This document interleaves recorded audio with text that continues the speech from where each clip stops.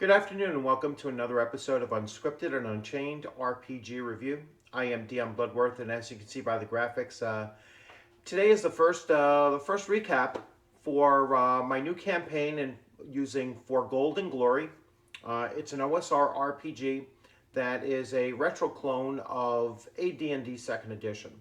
I really enjoy this edition or this OSR in particular because it's the only one that I have that's a second edition clone. Um, the other reason why I really like it is that it's really well organized and well put together. So I actually should just raise it up here so you can see. So this is For Gold and Glory.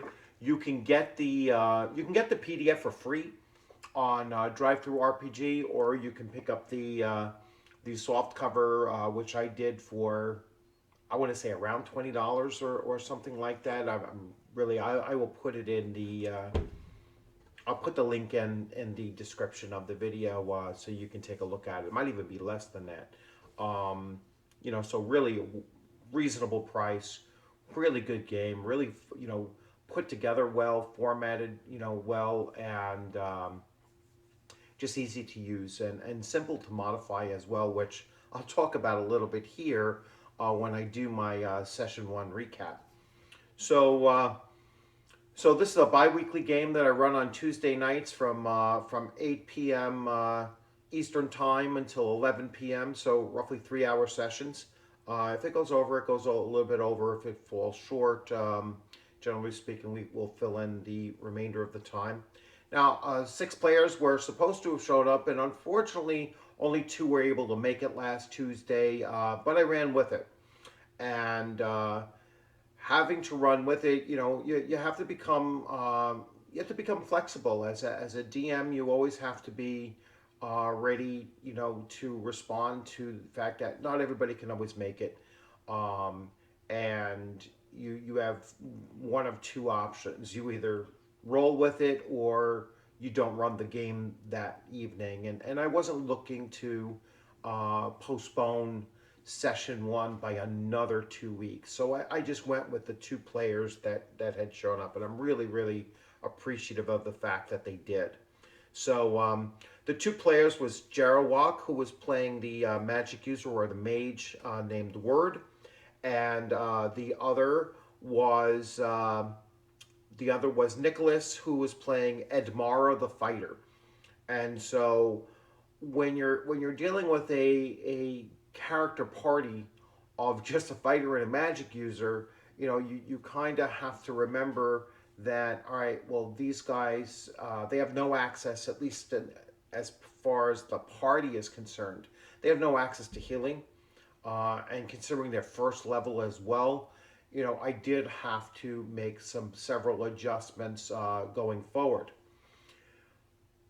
Some of the advantages to that is that we spent a lot less downtime in building up and getting them off to their mini adventure, which Trouble in the Wind at Caldwell Farm, was that.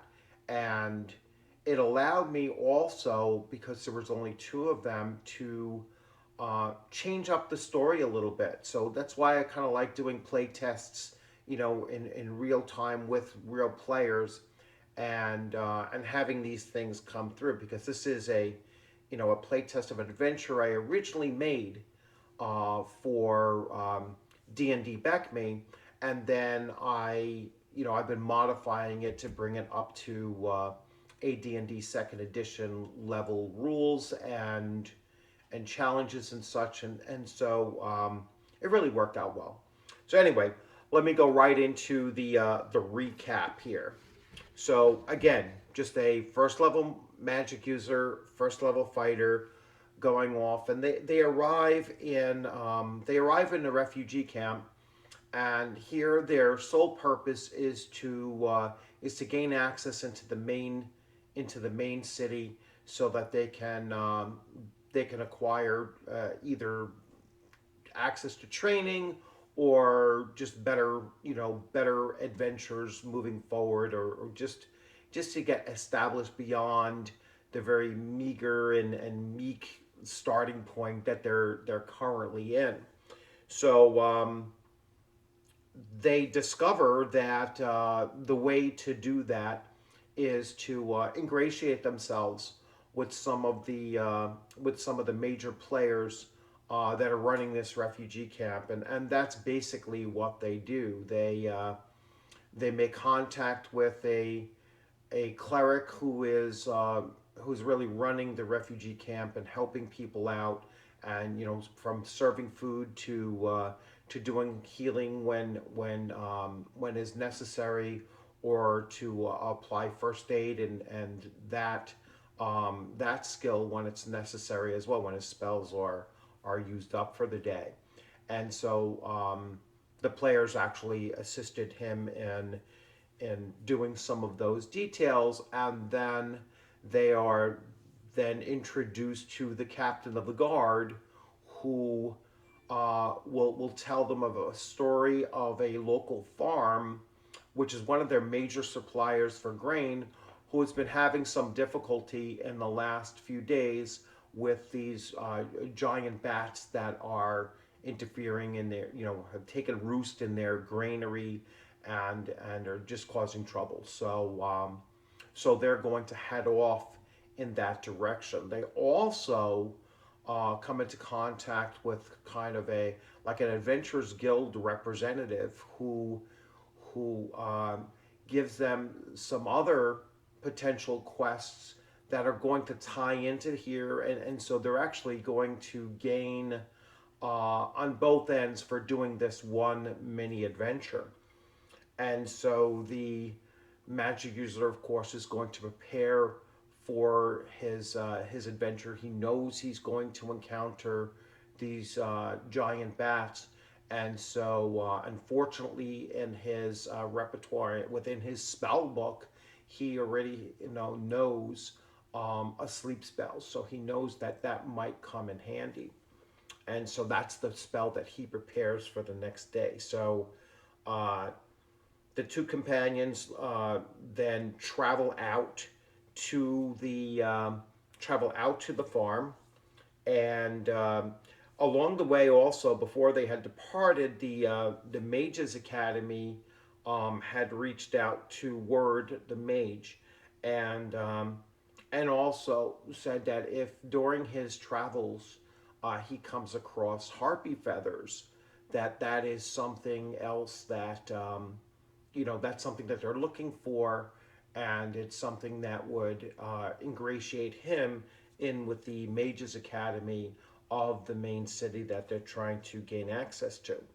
And so the players, obviously, in a meta way, they kind of, getting like, we know we're going for giant bats, but harpy feathers is kind of something that's like out of the blue, for instance. So they were thinking that maybe there's something more to this. And so they went into this adventure remembering that, so they head out, and Word had expressed some trepidation about engaging a harpy and for being somewhat knowledgeable of these maleficent creatures. So he suggests taking care of the bat problem at the farm.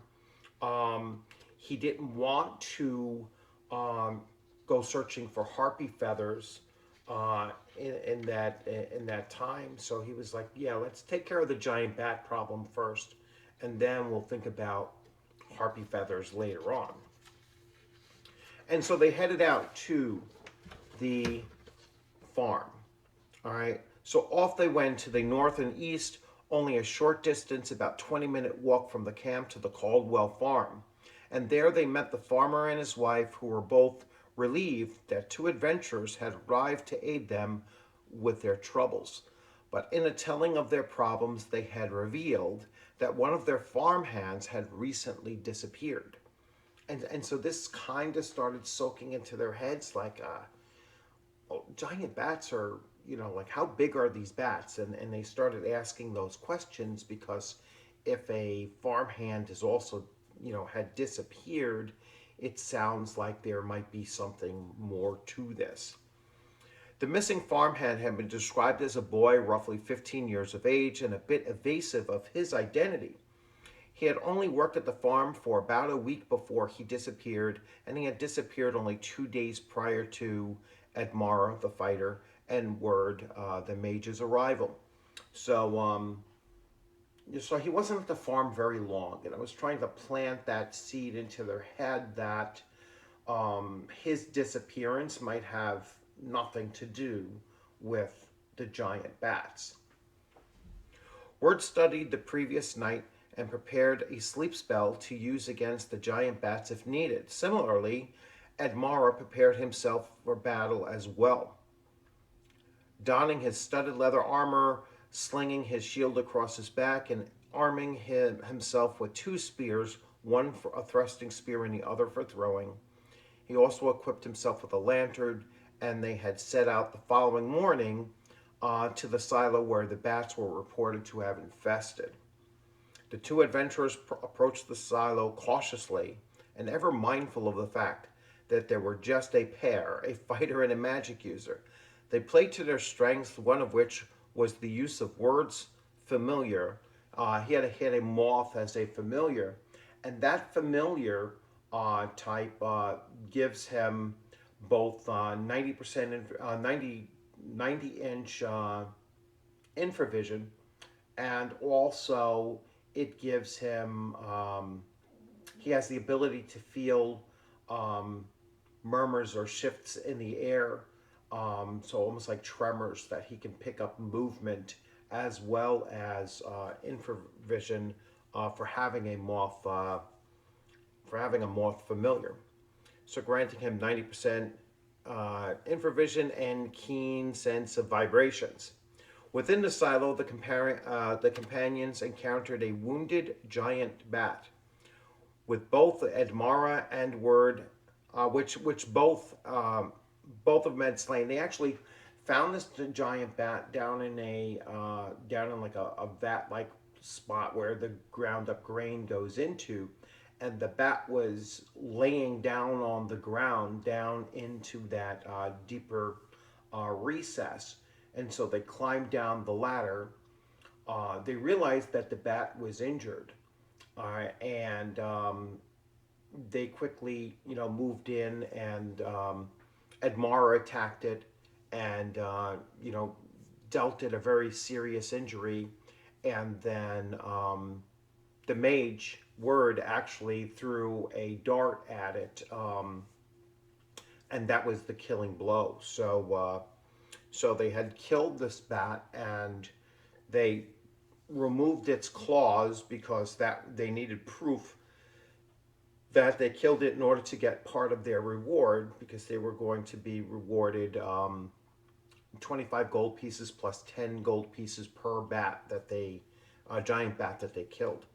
So they had taken care of it, and then they started searching the area because they wanted to see, what had already injured this bat, and to find out, what else they could do. And then they came across, probably clutched in one of the bat's, claws, or, they never really could tell, but there was a long feather, which they assumed could be the harpy's feather. So now, they really started getting nervous and saying, wait, there might be a harpy actually plaguing this farm, and not just a giant bat. And so they climbed up out of the silo, and then went out, and they told the farmer and some of his farmhands that were still there that there might be an issue of a harpy here, not just giant bats.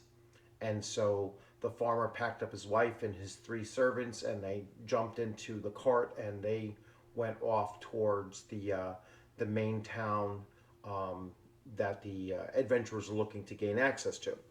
So they had carted off, and then once they were gone, this is now in the late afternoon, the 2 adventurers start searching the surrounding area. And as they were searching that surrounding area, they started to notice signs of a struggle near a tree. And there were some blood stains and struggle, and it looked like something was dragged off, and then all of a sudden the dragging trail had disappeared. All right, and they continue to look forward and move forward, and that's when they came across the remains, um, the basically the lower torso area of human remains, and they assumed, rightly so, that this was the farmhand, the missing farmhand.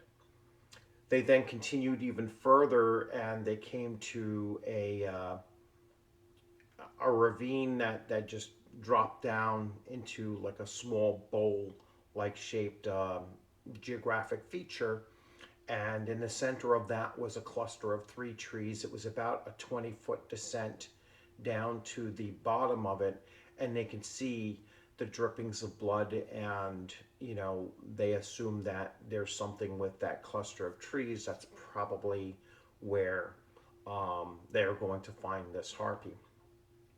They had actually at the site of the fight also, they did pick up a few more harpy feathers, so they were already in possession of the 5 harpy feathers that they needed, um, but they still wanted to pursue and find the remains of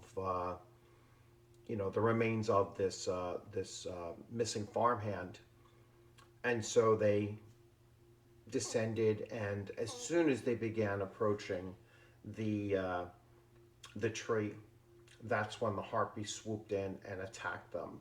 And fortunately for the magic user, fortunately for him, he still had his sleep spell, and so he was able to he casted his sleep spell. They had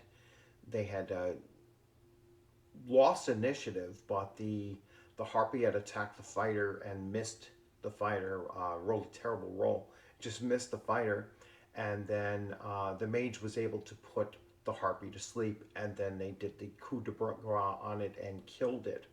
Now, normally a harpy in For Golden Glory is a 7-hit die creature with the magic abilities, and this is possibly what the player of the mage knew, and so he had always had this trepidation of it.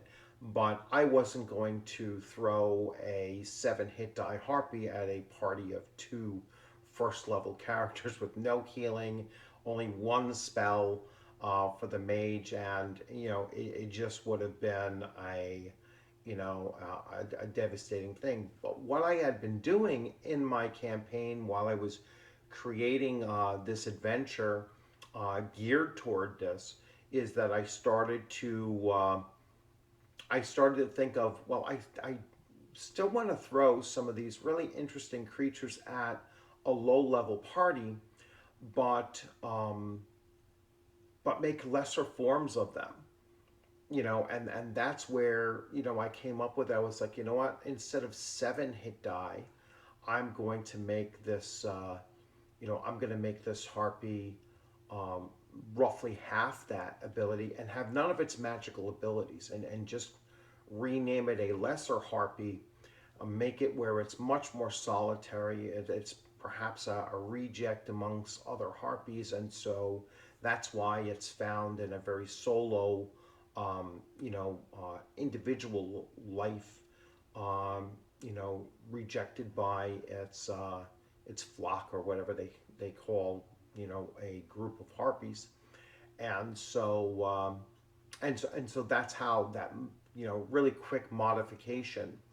And again, I wasn't even sure if even that would have been too much until we looked at the spell description and saw that the cutoff point for a sleep spell being effective is actually 4 hit die. So really, really lucky that the mage still had his spell ready and available, at that point in time, because a 4-hit die harpy would have had a pretty good chance of killing one, if not both of them, if they weren't extremely lucky.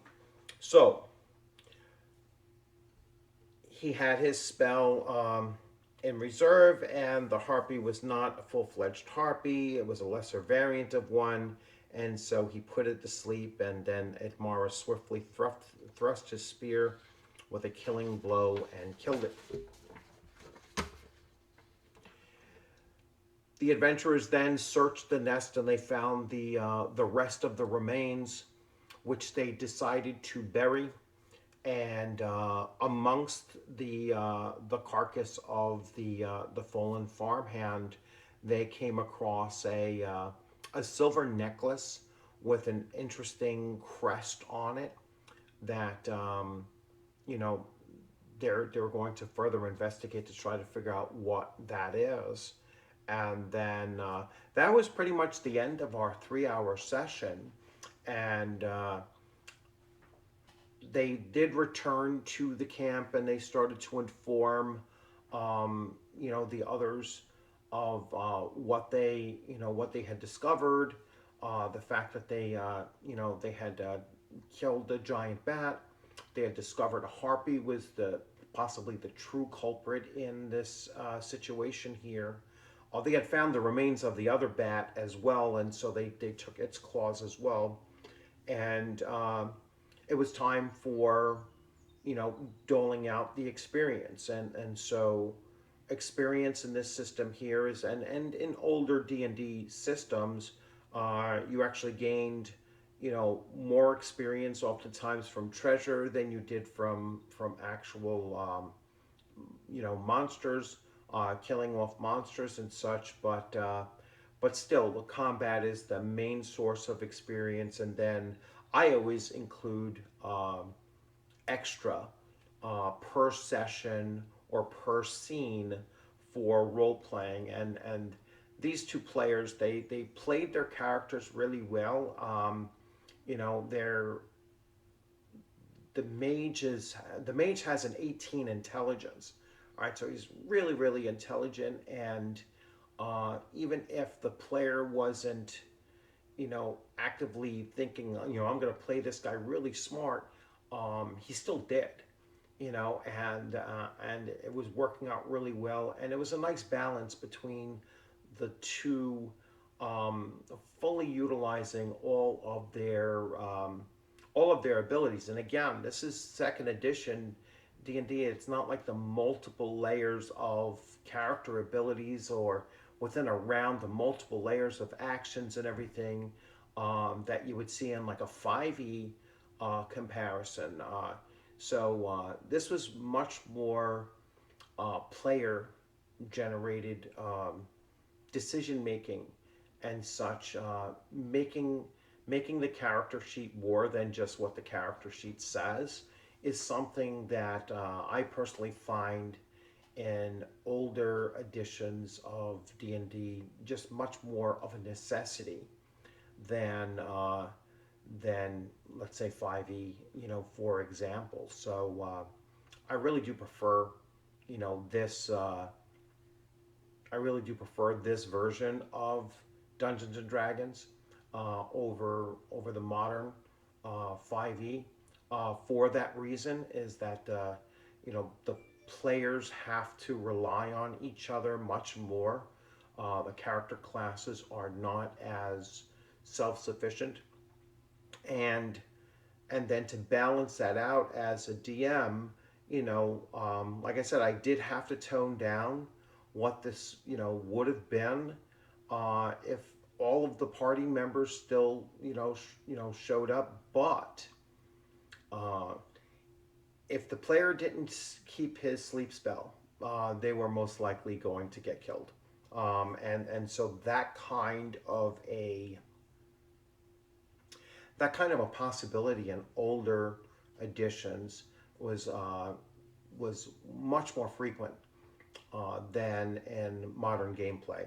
And so it's something that I really like, and hopefully these players, who I think are probably much younger than me, are being introduced to OSR and older edition type gameplay, that it will become appealing to them, to the point of just spreading the word out there that the OSR games have a much more traditional way, or at least some of them have a much more traditional way of what role playing looks like, and how it actually plays out during adventures and such, that it's much more reliant on role playing and a group synergy that it's just a much better system.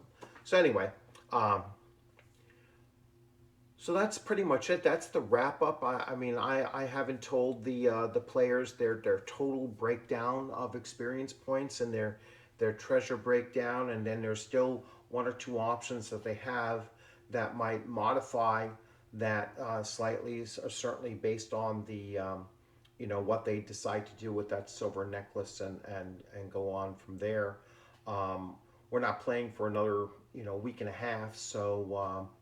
Oh, actually, tomorrow's Tuesday, so not this week, but the following week we'll get into session 2, and they'll go into their next the next big event time. So if there are anyone out there that's interested in jumping in on this game and actually playing, I could spend this week helping you create a character and get your character ready to go. We obviously already have a fighter and a magic user, so any of the other classes would be certainly welcome. And I'll leave a link for the Roll20 if you want to jump in on that. And once again, I hope you like this wrap up. If you're if you have any comments about that, whether you'd like to see real play or a recap, I tend to think that recaps are a little bit more interesting and certainly not as lengthy as watching real play. But if any of you would like to see some real play, maybe we'll do sections of our game sessions, so that you can at least see that there are in fact people playing it, and maybe a very particular scene, and you can see that interaction, and I'll interweave that into a presentation of a recap as well. So once again, thanks for joining. If you like this video, please give it a thumbs up. If you if you haven't subscribed, please consider subscribing, and share this video out there. And once again, I look forward to seeing you on the gaming screen sometime soon. There are some opportunities to join in this campaign and really get into the main part of this adventure that I'm play testing out. I also introduced a bit of a homebrew for magic users, so that's something that you can look into. And once again, thanks for joining. Hope you had a great 4th of July celebration if you're in the United States and you celebrate that. So hope you enjoyed that, and I look forward to seeing you. Have a great day. Take care.